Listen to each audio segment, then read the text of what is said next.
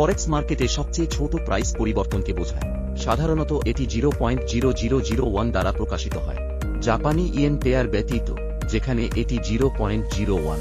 Euro USD যদি 1.1050 থেকে 1.1051 এ পরিবর্তিত হয়, এটি একটি পরিবর্তন। ট্রেডের সাইজ পরিমাপ করার এককে লট বোঝায়। স্ট্যান্ডার্ড লট 1 লক্ষ ইউনিট, মিনি লট 10,000 ইউনিট, মাইক্রো লট 1000 ইউনিট। কারেন্সি পেয়ারের বিড প্রাইস এবং আস্ক প্রাইসের মধ্যে পার্থক্যকে বোঝায়। যেমন আপনারা দেখতে পাচ্ছেন এইখানে, এইটা হলো আস্কিং প্রাইস আর এইটা হচ্ছে বিড প্রাইস। কম স্প্রেড সাধারণত একটি অধিক লিকুইড মার্কেটকে নির্দেশ করে।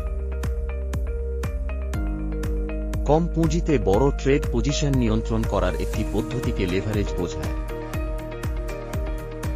1:100 লেভারেজে মাত্র $100 দিয়ে $10,000 কন্ট্রোল করা যায়।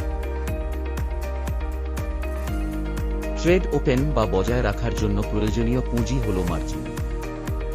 এটি ট্রেড সাইজের শতাংশ হিসেবে প্রকাশিত হয়, যেমন 1:100 লেভারেজের জন্য 1%।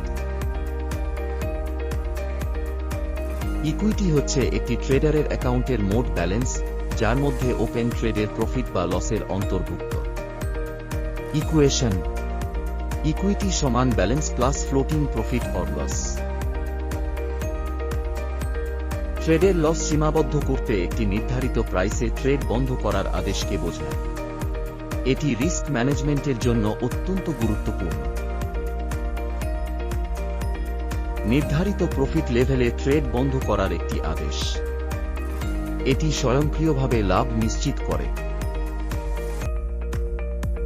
কারেন্সি পেয়ার বলতে দুটি মুদ্রার কোটেশনকে বোঝায়, যেমন ইউরো ইউএসডি। একটি কারেন্সি পেয়ারকে কত সহজে বাজারে ট্রেড করা যায় তা নির্দেশ করে, কোনো বড় প্রাইস পরিবর্তন ছাড়াই।